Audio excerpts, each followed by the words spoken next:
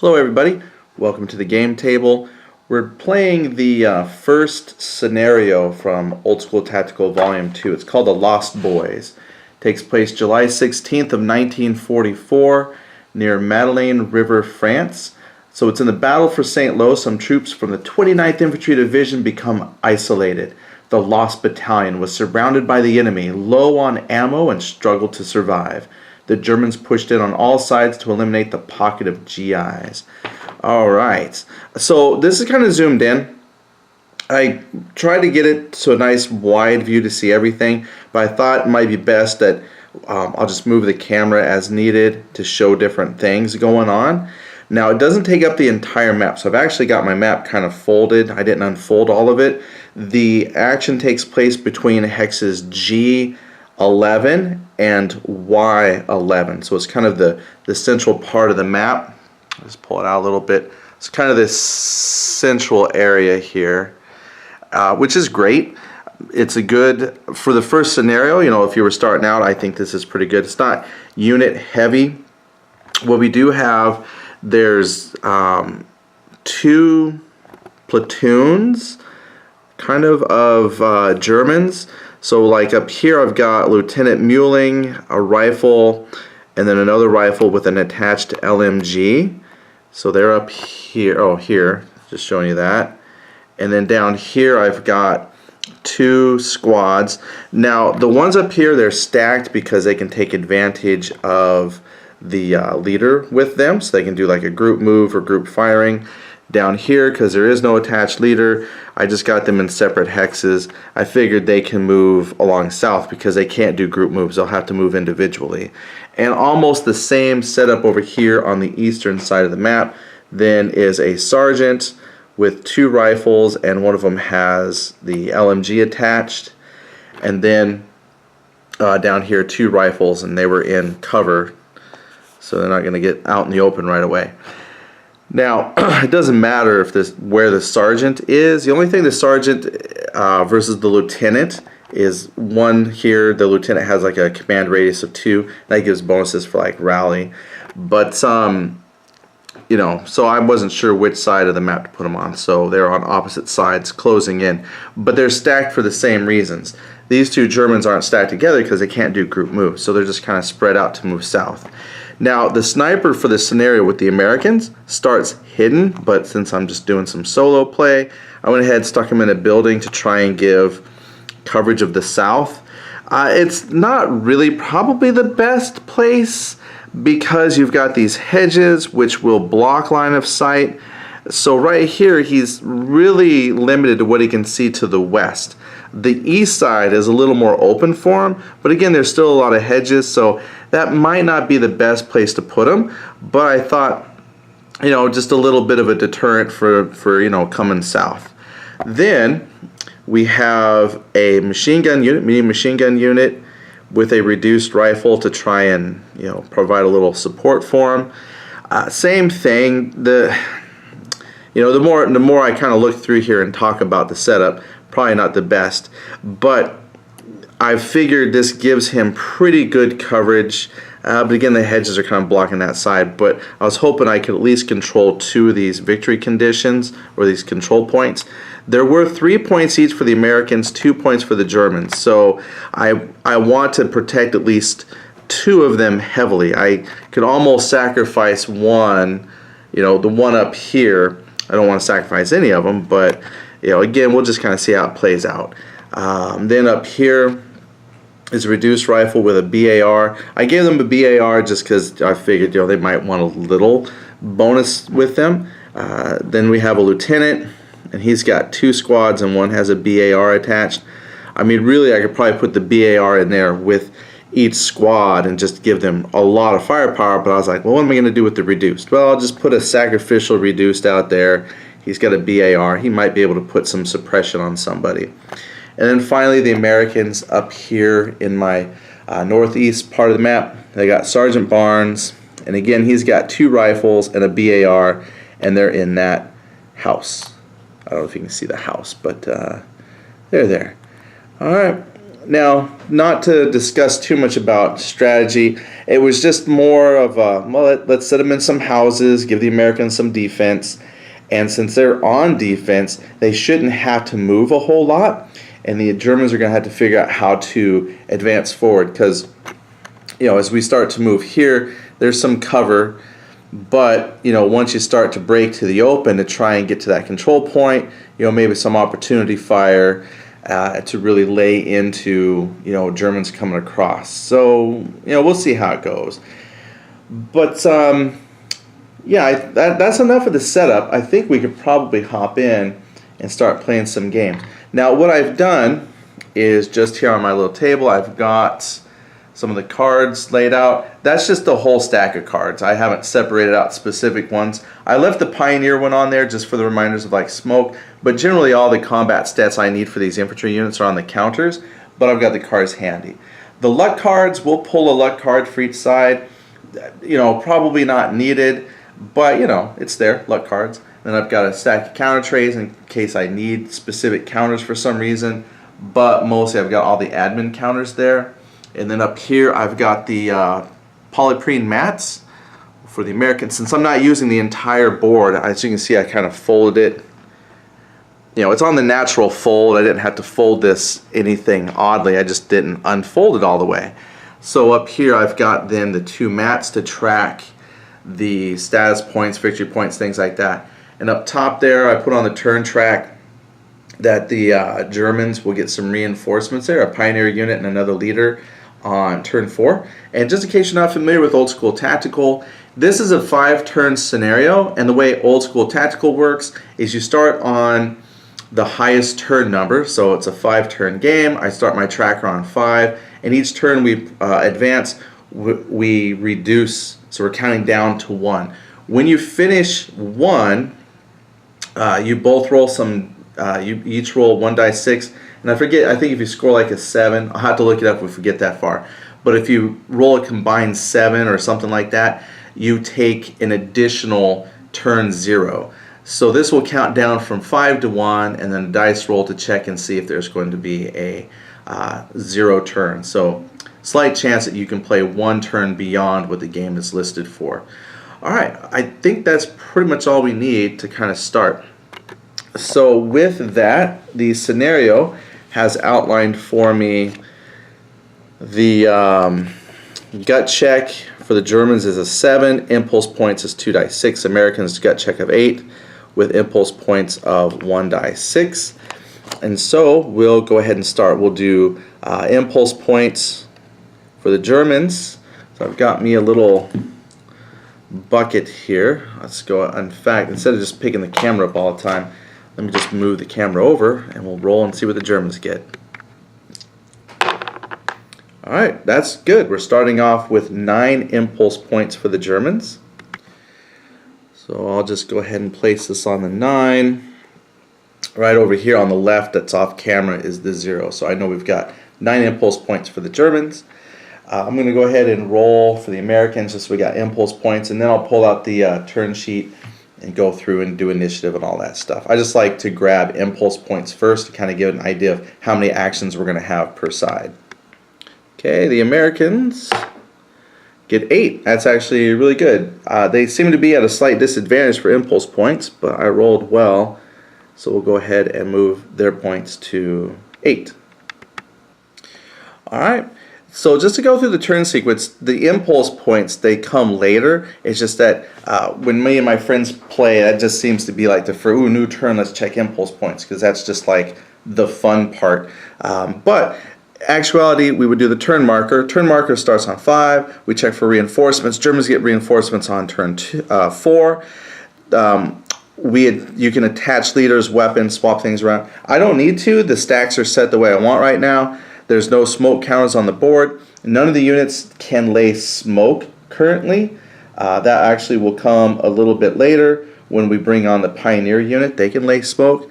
No scenario rolls. No bog or rally for tanks.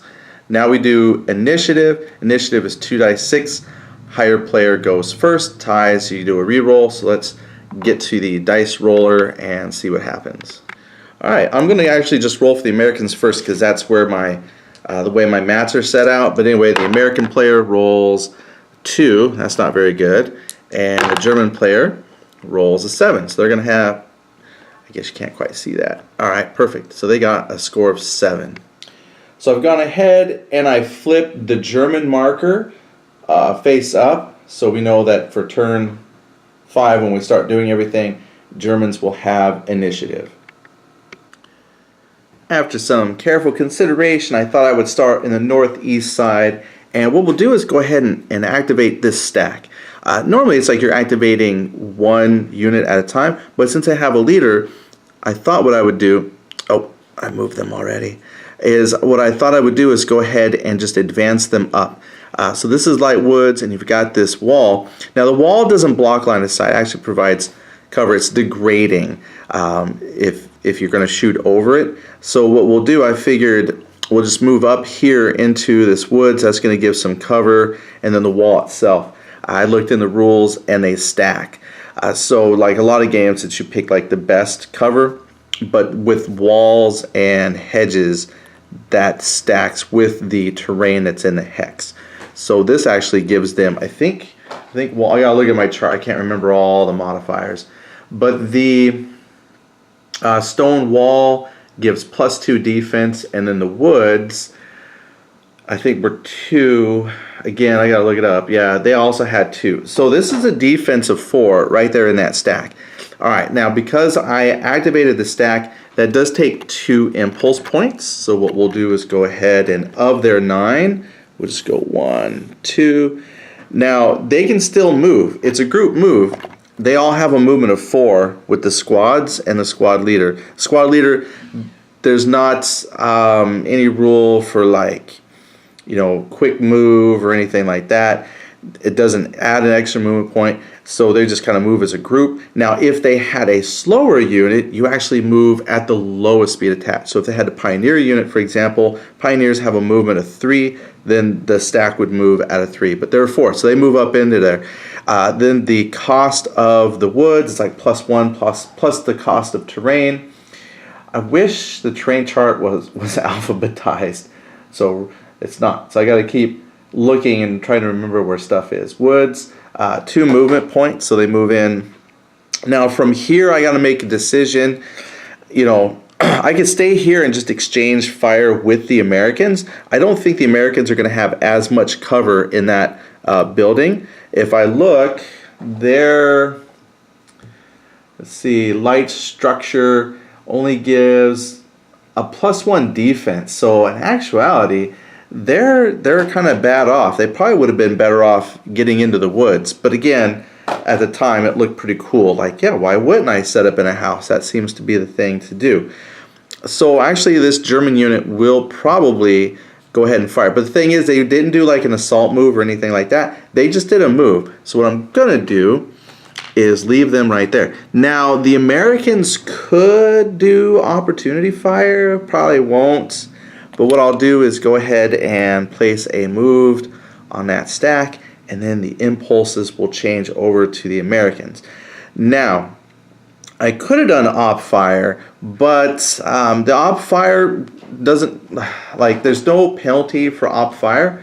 You know, looking over my die roll modifiers, there's nothing that says, you know, you're going to get a penalty because you did op fire. Basically, you just op fire, spend your impulse points. You know, it's just shooting. So it doesn't matter. I could have done op fire. They still would have got a fired marker on them. But we'll go ahead and just fire now. See if we can get lucky.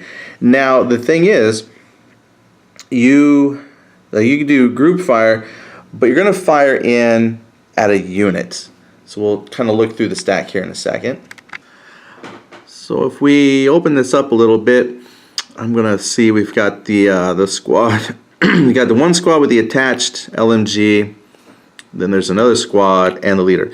Now you can't target the leader specifically by himself because he is attached to a squad. I have him attached to this top squad, that's why I got him stacked on top. But if that squad were to take damage, then he would have to make a casualty check if they got hurt. Then there's also the rifle squad with the attached LMG. So part of it is which is more important, the leader or the weapon. Now, the leader will confer +1 to combat results and combat checks. You know, so that's pretty good. Plus, he can give a bonus to rally and things like that. It's like a +1.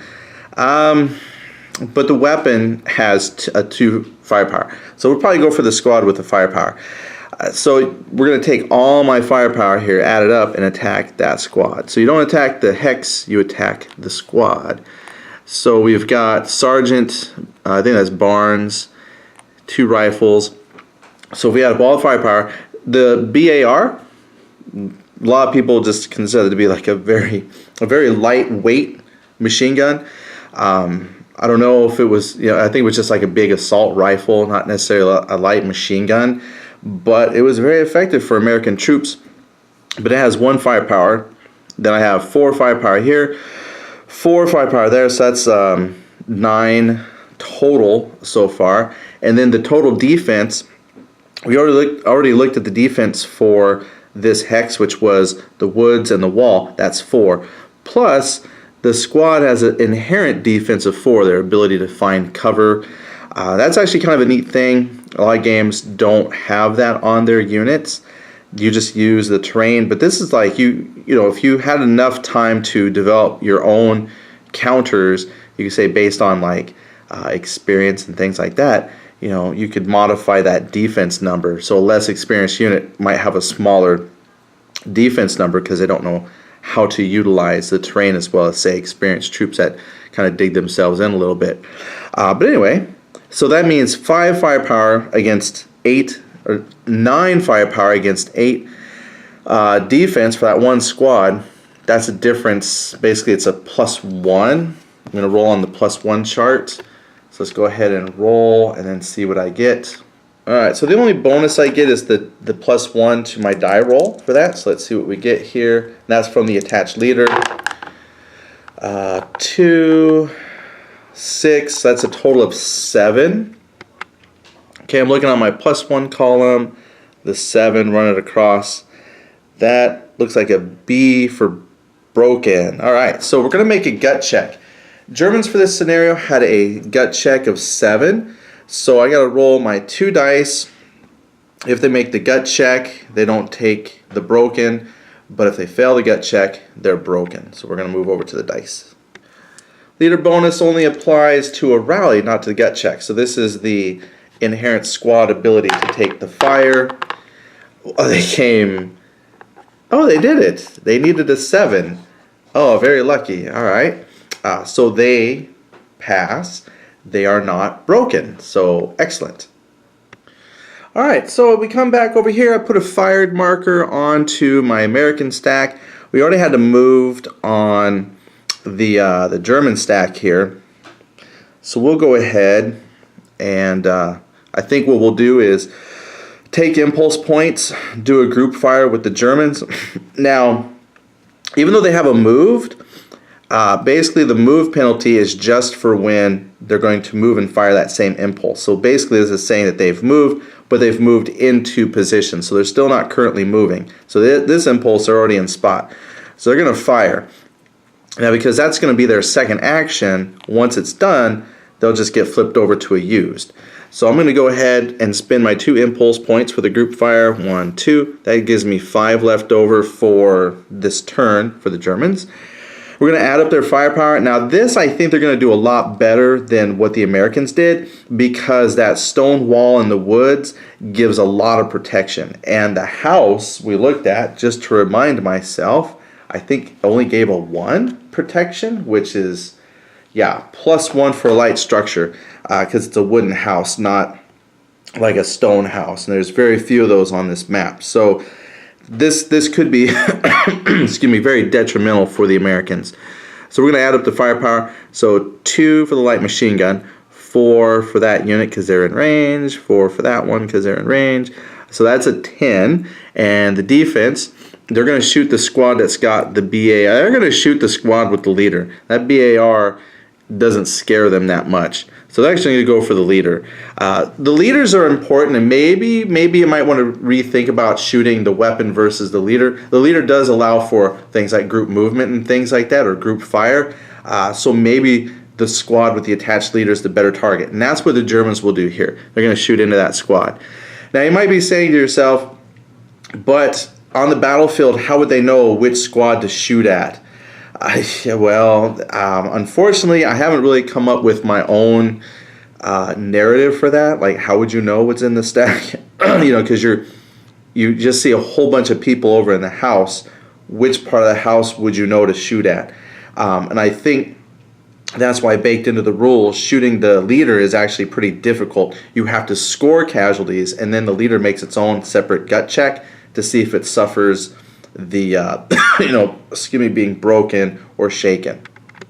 All right, so looking at it now, the advantage of having the leader for group fire is actually going to show up here really well, because I gave 10 firepower to that German stack, and the Americans only have on that squad a 5 defense, the 4 built in for the infantry and 1 for the house. So they are really looking for every bit of cover they can get.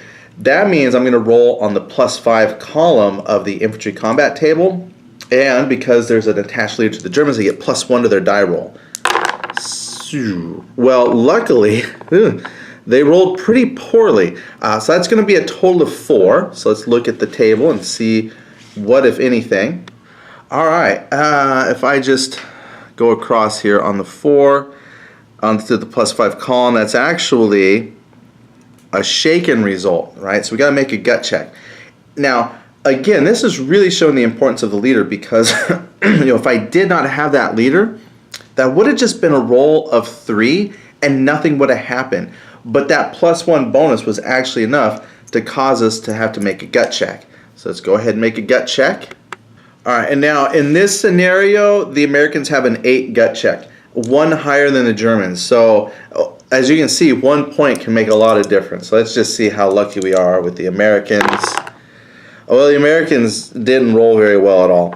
Now, luckily, that was just a shaken result, not broken, but because there's an attached leader, the leader's going to make his own check. If it was a casualty or if the unit was destroyed, there'd be a chance that that leader would also die, but on a shaken or broken, they just make their own roll. So the leader passed, so that's great.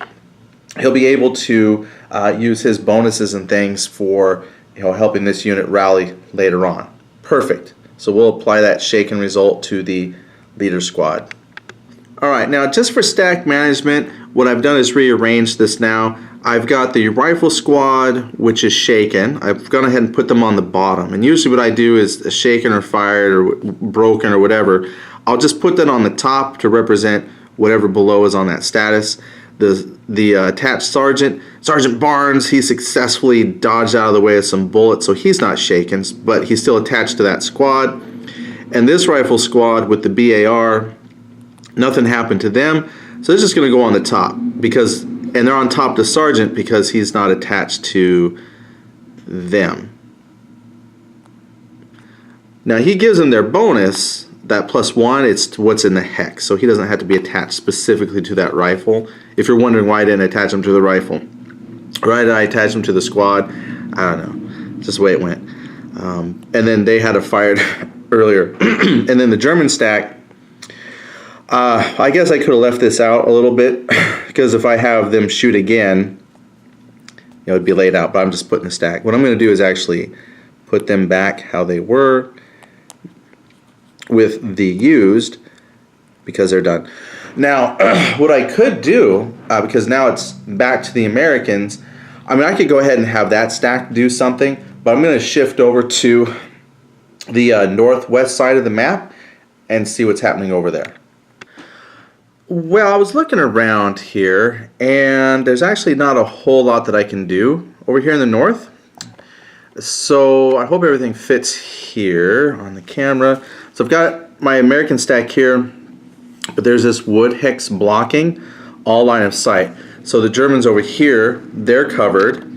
Then if I come down here to the medium machine gun, they're kind of blocked too, because there's woods here.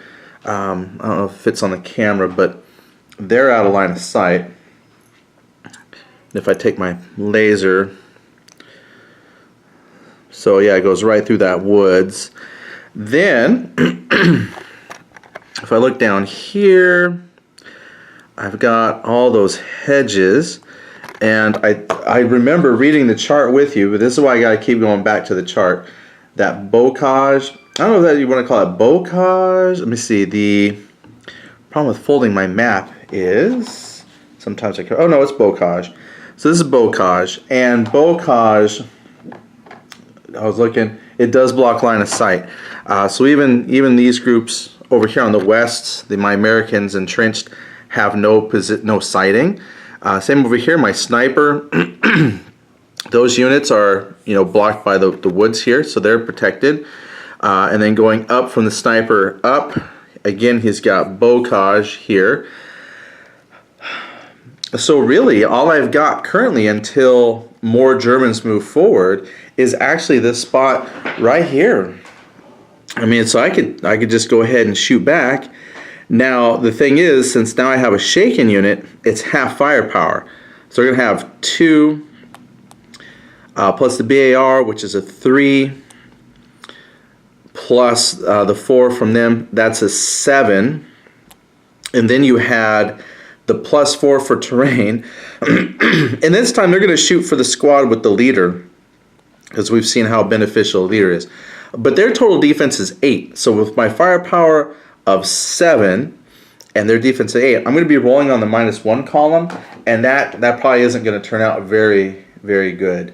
I'm going to have to roll pretty well to get that. Luckily, the leader is there to give a +1 to the die roll. So let's see what they get, compare it to the chart, and maybe we can still get lucky. All right, so here we have, ooh, yeah, actually that is kind of lucky. That's 9. So let's look at the -1 column and see what we get for a 9. All right, so here's the -1 column, and I'm just going to bring my finger across on the 9. It actually says it's a casualty. Ooh, that's good. There's no gut check for casualty. It means we hurt some people. Let me double check that. Yeah, it's like the gut is for broken or shaken. But I'm going to double check casualty real quick, because again, my memory is not so good. Okay, yeah, my memory was okay on that. So the gut check only works when you had to do for shaken or broken. So the casualty means we hurt somebody. So I'm going to actually reduce one of those German squads. However, we now get to look at the casualty roll for the leader. Now there's a little chart right down here. So it says casualty roll of 1 and leader is destroyed. That's it. So we're going to roll the dice and see if we kill a leader. All right, that's a 1 dicer thing. So let's see what we get with our 1 dice. Oh, 5. So the German leader survives. But we're going to go and update our stack and make sure everything's cool. All right, since that was a group fire, I've gone ahead and reduced 2 impulse points from the tracker. So we've gone from 8, we've spent 4. I've got 4 impulse points left for the Americans. I got 5 impulse points left for the Germans. I flipped the fired marker to used because they've done 2 actions. And then the stack here, oh, plus since they took casualties, they also go to broken. Oh, no, sorry, that's only if it's has a C and a B on the combat result chart. So you would have to check to see if they're broken as well. But I only rolled a C for casualty, so they're not shaken or broken with that. I needed to roll a little bit better than I did to get them broken and shaken, but we did reduce them. So I'm going to flip them to the reduced side. Ta-da. And the leader survived, so he's fine. Good. Now, the thing is with casualty, you can't get that casualty back, but with shaken or broken, I can do rally checks and see if I can get rid of that status. So that's a little bit more beneficial than for the poor German fellow with casualties. Well, anyway, that would be the end of that American impulse, and it goes back to the Germans. So this side is now actually slightly weaker than the American counterpart because casualties can't be brought back. But we do have some folks over here that can move up to reinforce, because what I can do is, I can move that reduced squad out of the stack and put in a good healthy squad and bring them back up to full firepower and try to push. Or I can push towards west and see if we can move towards the sniper and flush him out. The sniper can actually move. So if the Germans start coming through, he can actually shoot and then just retreat out if he had to. He can bug out because he's got 3 movement points. Kind of slow, but he's got a big old scope on his rifle. So I think what I'll do, since there's no group movement, I'm going to go ahead and move this rifle squad up to this woods. So 1, 2, 3 of its points. So it's an impulse point. And then I'm moving the tracker, but I'm not going to move the camera up every time I move the tracker. And we're going to put moved on him. So he's moved. But now the sniper could take a shot. He's not much of a firepower, but his bonus strength is the fact that he can, single, like he can select a leader. He doesn't have to destroy a squad, so he gets free shots. So really, with just his 2 firepower, and they get their 2 for the woods, plus he'd be rolling on a -4. Definitely kind of harassing, but it's the only thing that I've got a shot, and because I have fewer impulse points, it's tied on impulse points. I can actually pass an impulse point and see what the Germans do, but let me take a moment to think. Do I want that sniper to engage or no? So I'm going to go ahead and fire with the sniper, just because there's not a whole lot of other options right now. I mean, I could pass, make the Germans move again. You can't move a unit twice, so that German unit is there. But if I passed, then I could go ahead and open fire on the sniper unit. And I don't want to do that. I want the sniper to at least try to harass that group. So again, the sniper has a 2 firepower, range of 8, so he's well within range. But the Germans have a built-in defense of 4. They moved into that woods, which gives 2. So there's 6. I'm going to be rolling on the -4 column. So let's roll really good. 7, I don't think is good enough. No, if I just looking at the chart, I'll tell you right now that's no effect. So I'm going to mark. So I mark my sniper with a fired, and then that was an impulse point. So I'm actually down to 3 impulse points. It's going to come back to the Germans. Let's go back to the German side and see what they're going to do.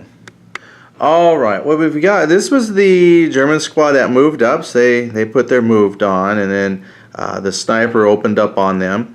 Now they don't have rules, like this was a hidden unit. If I was doing a 2-player game, then I would unhide the unit, but since it's just me, I didn't have to put him on the board or anything. He was already there. So I went ahead and marked him with a fired. Now you can fire twice, you can move, you can fire. I have different rules like for moving fire. They actually have another rule in for like assault movement. But with this situation, I don't need to move the sniper. 1, 2, 3, 4. Even with full movement, 4 movement points, they would still end near the sniper, 1 hex away, and I could still get a shot and be adjacent firing. So we'll just leave the sniper there. Now I can move the other German unit. I could try to rush with them, but they'd be out in the open. 2 firepower against a unit in the open. They still have a 4 defense, so I'd still be rolling -2. The sniper, you might be saying, well, what's good? They're really, really designed for shooting at commanders. So probably putting the sniper down here to try and hold off squads was probably like a really not good idea. I was hoping that maybe my dice rolls would be good enough that I could put a shaken or a broken or something like that. Try and scare him, but yeah, he's not going to do so good. Because when you shoot against a leader unit, like an armor leader or the infantry leader or another sniper, you double that firepower. So I would give this sniper and actually a firepower of 4, which would be, pretty good on its own, but I'm not shooting any of that. Well, anyway, so the Germans, they're just going to shoot back. So I'm going to spend my 1 impulse point. Normally, you would flip at the end here. I'm just going to go ahead and put that on used right now. And again, they have a 4 firepower, range of 6. 1, 2, 3, 4, 5, 6 in range. He's in 1 for the home there, and they have a defense of 5, so he's actually got 6. So this squad is rolling on the -2 column. So let's go do a dice roll and see how they do. Now the sniper is hoping for a low roll, but well, they rolled pretty good. Let's see here. Let's take a look at the chart. All right, so even though it's the -2, I rolled a 10. It only goes up to 12, so 10. That's a casualty and a shaken. Oh my goodness. All right, that was actually a really good roll for the German player because sniper doesn't have a reduced side, so it can't take casualties. It just goes away. So actually that's going to score a casualty point. So I'm going to put a casualty point on the Americans. And also I had a casualty point on the German player from earlier.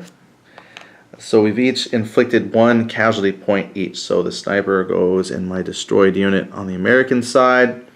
This scenario said no victory points for individual units. So basically I'm just down 1 combat option. So putting a sniper down there sounded kind of good, like he's just out there stalking, but the Germans said no, that wouldn't be very good. So we flip back to the Americans, but again I'm in a position where I have no units that are in the open able to move. I'm just looking at the board. I don't necessarily want to move because I have lines of sight on the control points I want to protect. So what I'll do is I'm going to spend an impulse point and do a gut check roll to see if I can bring the 1 person back. So I'm going to spend my 1 impulse point and let's go roll some dice. Alright, so we're about to roll the dice. Now on the player A chart there is actually a handy dandy little chart here. It just kind of tells you you're going to roll 2 dice 6, 7 or greater to rally a shaken unit, which is what we have, 9 or higher to rally a broken unit. Failed rally attempt on a broken improves the unit to shaken. That's nice. So if I fail the broken, I can automatically recover at 1. Now it does take my 1 impulse point, which I've spent, so the Americans have 2 impulse points left, but we do have some modifiers before we actually make that roll. I'm going to add +1 because I'm in the range of a good order leader. He is in the stack, and there's a good order squad vehicle in the same hex. So I've got his buddy squad with the machine gun. So I was going to add +2 to the roll. So I need to roll a 7 or higher, which we did. Perfect. We rolled an 8 with modifiers 10. So that was a good impulse point spent. Now that's why that's an advantage over casualty, because even though it was the same penalty, like -2 that would give me 2 firepower, I've got it back. So my men are motivated, the sergeant was yelling at them, they're ready to start shooting at people. But that does throw the initiative back to the Germans, so what are they going to do? Well, I've decided to go ahead and push the western edge. Basically, because now that that sniper is gone, I probably should move a squad up. It's just that if I move anything from the east, then that makes the east side kind of weak. So let's see what happens here. I'm going to go ahead and move this unit up, because what we can do is cross the hedge or the bocage up here, still have the protection of the bocage, but take control of that, which will do a shift in victory points. I can't get there immediately, but we can start moving up here. So 1, and you're always checking for opportunity fire, but like because this actually has a line of sight, but they are used. There is a rule for intensive fire, but basically, you know, if you intensive fire, it's like a fire action, but it makes the unit shaken, and there's like a -1 on your firepower and a -1 to your roll, because your people are in the process of reloading and whatnot, and you tell them to shoot again, they're not really prepared for that. It does give you the chance to defend yourself, is really what it's for. In case somebody's coming at you, you get off that one last shot. So I wouldn't want to use something like that here. So really, he can move up here freely. So 1, 2. That looks like some kind of crop. It says it's a wheat field on the board. Double check my wheat field. wheat field is still just one movement point. So we were here in the home, 1, 2, 3, and 4. So we'll put a move on them. Boom. All right. Let's see here. 4. Just recalculate impulse. Make sure I'm on the right impulse because I forgot if I spent his point or not. 1, 2, 3, 4. 4 impulse points were spent here. 6. That would make that 7. Yeah, so I'm actually got 2 impulse points left. So I just spent his point. Now that puts the impulse back in the American's hands. He's got 2 impulse points left. But what am I going to do? Bocage is blocking. So I've got a medium machine gun here. And it's blocked through that bocage. There's something like if you're shooting down the line, but this is actually, if I had, I was trying to measure to the control hex. But if I measure there, I'm actually crossing some bocage. So that blocks line of sight. We can't see it. And again, nothing is moved elsewhere. I've got nothing to rally. I think, honestly, either I move. The problem is I'm measuring some things you can't see. So if I move the camera a little bit, I'm looking down here at these American units. I almost, because the house only gives one cover. One point really can make a difference. But I almost thought about moving this weapon. It's a crew served weapon. It's got a C for crew served. They can move, but because it's like a crew served weapon, then there's like you can't move and fire, things like that, because they have to, you know, move it from tripod to bipod mode, things like that, and then redeploy it. So I could move them here and then use that maybe as a deterrent, because then I'd be firing machine gun up, and then there'd be a squad with them, but I can't group move. I'm going to move the machine gun team. I didn't say it was a good decision, but I'll spend the impulse point, and then I'll put a moved on them. So they can't move again this turn, but they're now deployed. And it comes back to the German player. The German player actually has enough, because to hop that bocage, it's 2 plus the cost of terrain. So I mean, I could actually hop the bocage, cause opportunity fire, and if he survives, he would just hop to the other side there. Problem is, that would put him open, out in the open, to a lot of fire. So he can stay on the road and get shot at, but that's what we'll do. We're going to hop. Oh wait, he moved. He can't. I had that on the fired side. It's on the move side. He can't move again this turn. And he can't shoot. Well then, I got to do something else with my Germans. So never mind. That whole plan right there is going to be different, because that was a move, not a fire. That's fine. I've got a whole lot of Germans over here. Let's take a look at what we're going to do.